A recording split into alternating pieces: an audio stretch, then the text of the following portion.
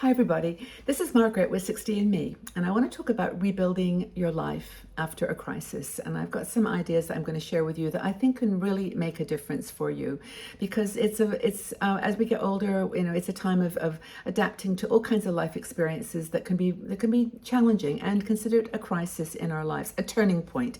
And I've certainly had many of those, and I know you have too. So I want to talk about some ways that you can rebuild yourself, reconstruct your life in a realistic way. I mean, when there's something that goes wrong or that is very difficult for you, it doesn't leave us, forever. But I think there are some things we can do to soften and to learn from whatever it is we've been through. It could be a divorce, it could be a major illness, it could be a life transition that involves the death of someone that you love, or retirement even. Just the things that may be very simple for other people could have been something quite difficult for you. So Harriet Kaberle, one of our bloggers, wrote this article, and she based her article on her own experience. So I would encourage you to go have a look at it too, because sharing our own stories can be such a wonderful opportunity. And really, one of the reasons I think 60 and Me is so popular and so powerful, in that we've got real people. This isn't made up. This is like the real world of crises that we go through in our lives. All these things I mentioned require healing and recovering. And I think the moment that we can realize that and take the time to recover from whatever it is that you've gone through, the quicker that you can start to absorb it into your life. And it will never change. It will, as I said, it will never go away, but it will actually soften, hopefully, and allow you to reset your life. Harriet says, and she's going to talk about her own experience in the article, but that really healing is not does not mean that the pain is gone. Healing and grief and loss doesn't mean that you're going to somehow forget it all and just live a more cheerful, happy life. But it just starts to be integrated into our life. We just sort of grow the cells that actually allow us to cope with it and to get by day. And people talk about this when they talk about grief, and I think that in particular is the one that never ends. But you can develop a sense of wholeness by whatever techniques you use, remembering the really positive things, remembering the impact that person had on your life, the memories, the things that you did share that were beautiful, that were really, really precious to both of you. And I think that's one that is just a bit more challenging, but that person never leaves you, and that situation never totally leaves, but it leaves behind it a footprint, a footprint of the pain. And then it's like actually that's an interesting analogy. Just sort of it slowly softens, and it's not so deep and sharp. It's softer, and you get it in perspective. So it involves all of you. It involves your emotions, your psychological strength, your physical, everything is all blended together in learning how to soften the edges of those moments. And believe it or not, the healing does improve somehow the quality of our life, because it makes us appreciate the things so much more once we've faced, we've confronted this difficult time, whatever it might be. We've been through it, we have cried, we have felt the pain of the challenge that we had to deal with, divorce, illness, a death, whatever it is, we have learned and grown from it. It gives us a path of growth, Harriet talks about. And she actually talks about this term called post-traumatic growth, which I think is a really fascinating topic. And I believe on her website, she actually talks about this in more detail. But this post-traumatic growth is what is, which guides us towards a fuller, richer, I wouldn't say acceptance, but it's just kind of an absorption of the situation, whatever it was. For Harriet, it was an illness. She had cancer, and she did her chemo treatments, and I can't even imagine how hard that must be. I've followed several people on different channels who've gone through it, and it seems, well, I intellectually, I can understand just the fear, the worry, the new rhythms that have to be established in your life in order to, I'm actually crunching my fingers as I'm talking here. I can just feel the stress of it already, about what it must be like to you have to change your habits, your exercise, your food. Your body has to deal with these kinds of challenges, and especially hers with her chemo. And she finished them, and she's I hope to pray she's okay.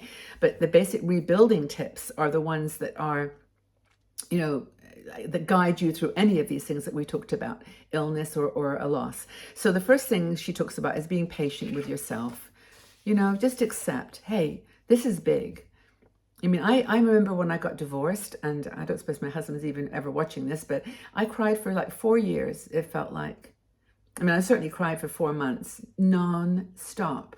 I just was broken inside. And I think that a lot of people who go through divorce, especially when it's not so, I don't know, it is like grief. It's like you just feel so deeply. And if you didn't feel so deeply, then it wasn't love. That's just what I felt about it. And the same with grief, is if you don't really deal with grief in a way that's like emotionally overwhelming sometimes, you didn't really grieve. Like it's part of loving, to grieve.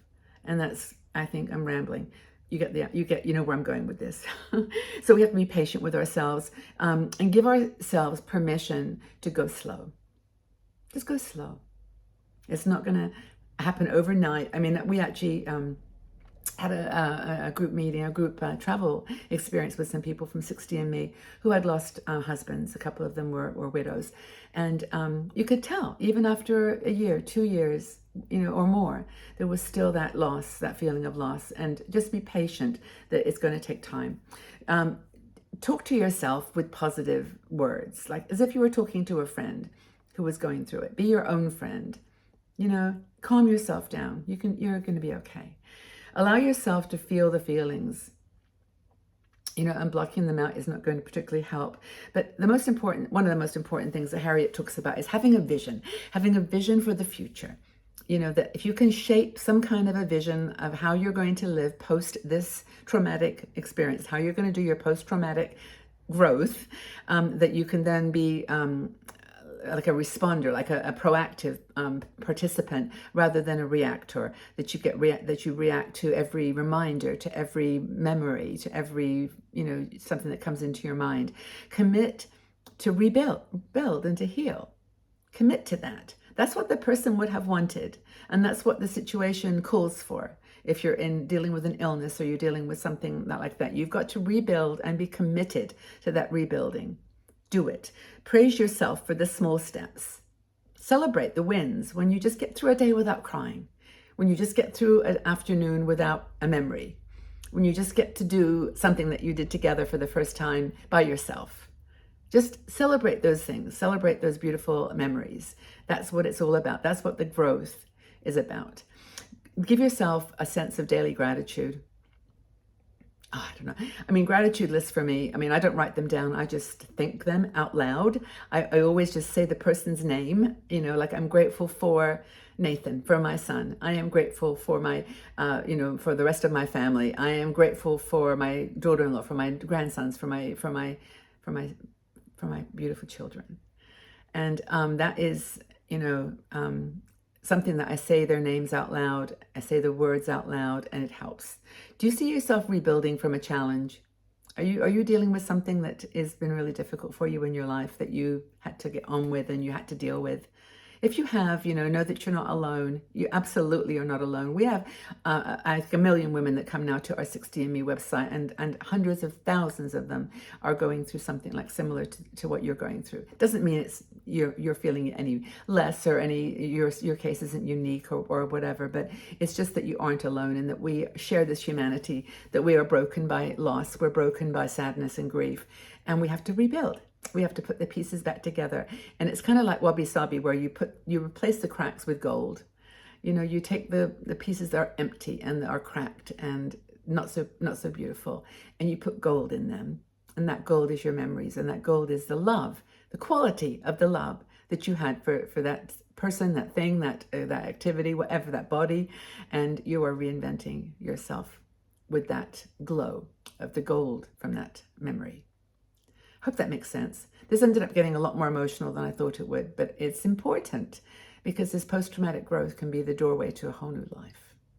So take really good care, everybody. Know that you are here with us, that we're helping you to rebuild your life after a crisis. We understand, we get it. We love you, we care for you. And feel free to share what you like in the comments. And also join our Patreon group. That, I mean, I know I keep saying that, but it's a small monthly, $3 a month, but it's not, I think it's worth it for the friendships that people are making. And we'd love to have you there. And it really does help 60andMe. We don't charge any membership fees or any kind of costs. We just depend on community contributions and advertising. And we appreciate you and your support so much. If you're interested in joining, it's patreon.com/60andme. We'd love to see you here. Take good care, everybody. Lots and lots of love. Bye-bye for now.